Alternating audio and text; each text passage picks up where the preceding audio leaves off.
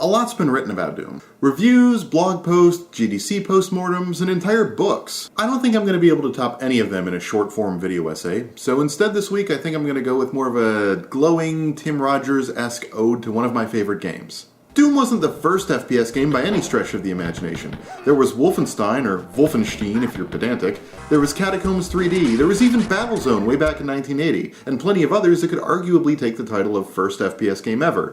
Wikipedia has a long list for those interested.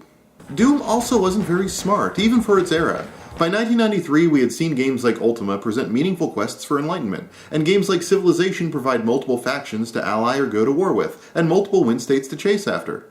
In the review of the game in 1994, Edge stated if only you could talk to these creatures, then perhaps you could try and make friends with them, form alliances. Now that would be interesting. The idea of a game where you just run around and shoot people was old hat, even 20 years ago.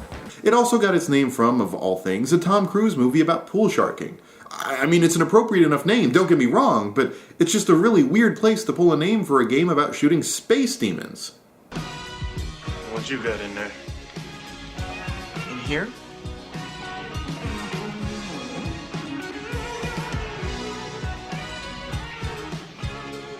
Doom. So, what made Doom so damn special? Why do I care about it so much 18 years after its release? First of all, and I know I harp on this a lot, but the game just feels right to play. You know how the original Super Mario Bros. Still holds up despite a sea of copycat 2D platformers on the NES because it captured the core mechanics of jumping so perfectly that first time out? That's what Doom did for first-person shooters. Compared to Wolfenstein and other FPS-style games that came before it, Doom was dark, loud, and visceral. Wolfenstein's weapons felt like pop guns next to the crazy armaments like the BFG or the now famous Super Shotgun. Oh!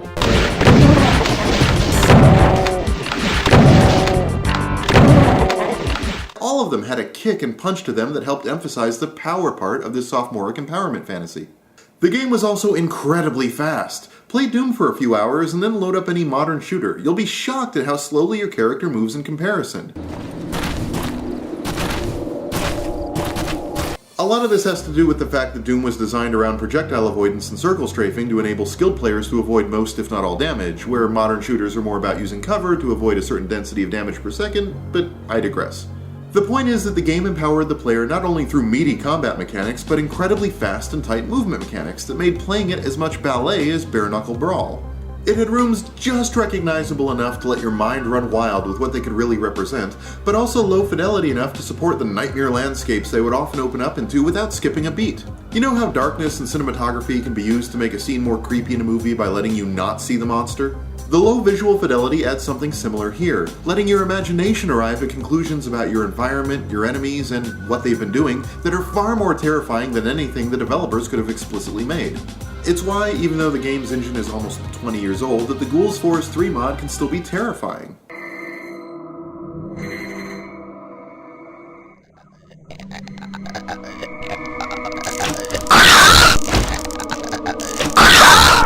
And the actual designs of the levels are interesting, each one toying with the setting, the layout, the themes, or the mechanics. Dead Simple has a tight, symmetrical layout that tested your mettle against Mancubi in close quarters. Gotcha featured a fight between a cyber demon and a spider mastermind and is arguably a rare set-piece moment in Doom's design. Some levels were mazes, others were coliseums. Some levels featured one type of ammunition more heavily than others, forcing you to limit your approach. Some levels toyed with different combinations of monsters and items, like tricks and traps, where a cyber demon and a room full of Hell Knights waited for you with an invulnerability sphere to even the odds. My point is that the game worked. The level design was creative and playful and emphasized the mechanics, and the mechanics were simple and easy to get into, but still provided a fair degree of strategizing and skill. And all of that's really cool! But really, as I grow older, I find the reason I love the game so much is because it's a type of game we don't see much anymore, at least not by major studios. And no, I don't mean first-person shooters. I mean it's a personal labor of love by those who developed it. Not that developers working on modern games don't care about their projects. Believe me, when you're working 60 to 80 hours a week to shove a game out the door, knowing that upon release your continued employment is dependent on the game's sales numbers, some part of you has to make that personal. But these days you're part of a 200-man team, and every art asset or game mechanic has an entire content creation pipeline behind it, with countless hands touching your work and signing off on it after the fact.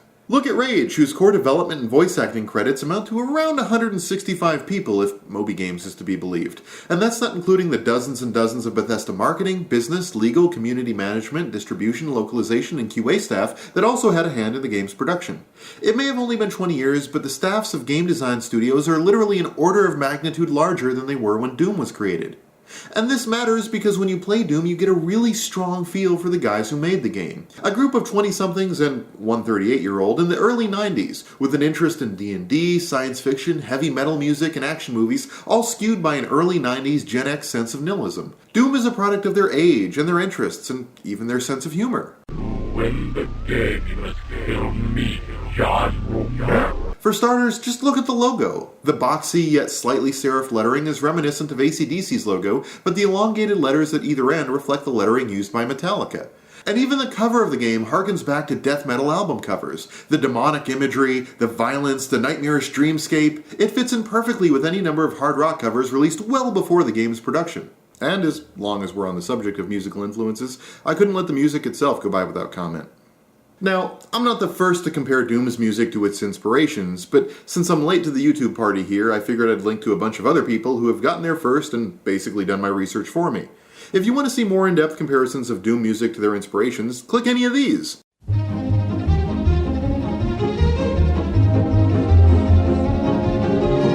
That said, here's some examples of how Doom music made loving homages to heavy metal if you're being generous, and basically ripped it off if you're not so nice.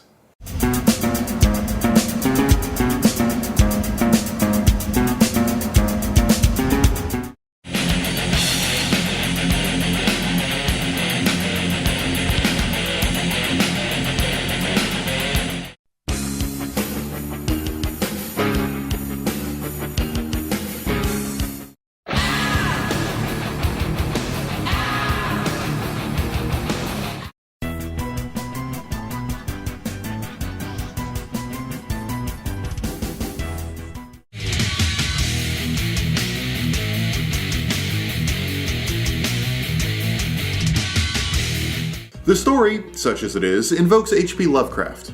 A team of scientists on Mars find an ancient alien artifact and it starts spewing out evil beings.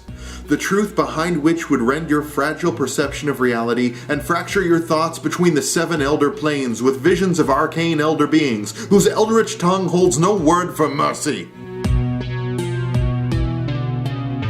Okay, it's not as scary or tinged with as much xenophobic racism as Lovecraft, but the theme of science uncovering an insane, dark, universal secret that man was never meant to know, and having evil cosmic beings from beyond make all involved pay for the mistake, is certainly a running theme in Lovecraft's work.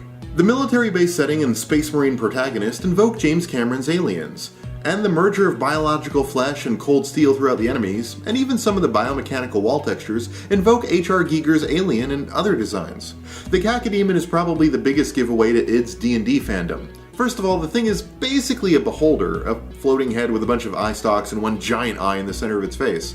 But its art is also taken from, or at least inspired by, this art for an astral dreadnought from the cover of the Manual of the Planes. And, as I mentioned, the game seems to relish pointless violence. It's a bloody aesthetic brought on by an era of excess, full of horror films defined by slasher flicks. Clear! Clear. And action films with as much gore as modern horror films. Physical force.